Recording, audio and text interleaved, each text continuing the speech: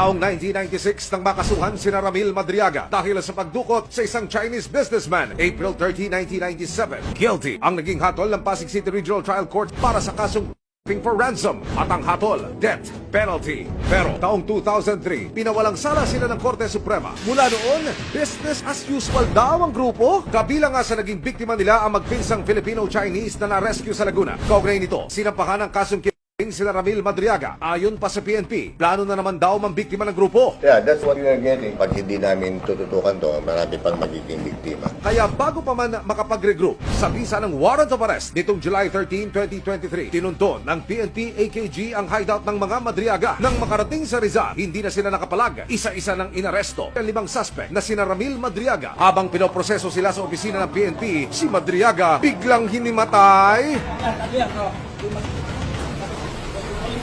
sa bisa ng search warrant. Madaling araw ng July 29, 2023, nagtungo ang nasa 100 operatiba sa isang farm sa bayan ng Pangi, Laguna na pagmamayari ng mga Madriaga. Ang mga nakatanim daw dito, mga armas. Pag tinan mo yung profile, talagang mahirap pasukin. It's 8 kilometers away from the road. Talagang tagong-tago, well vegetated. And when it comes to position, talagang vantage point sila, may mahirap pasukin.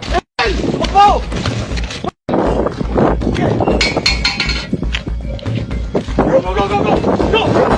Nagkumpisa ng maggalugog ang Laguna Police at AKG. Sa loob ng isang kwarto, tumambad sa mga pulis ang nakahilerang mga armas. At nang buksan ng isang kahon sa gilid ng kama, maging ang mga pulis napanganga sa kalidad ng mga baril na nakuha. Sa kabuuan, na-harvest ng mga pulis ang 4 na caliber 38 revolver, 2 M16 rifle, 3 12-gauge shotgun, 3 kalibre 22, isang Beretta 9mm, isang Uzi submachine gun, isang caliber 357 at mga bala.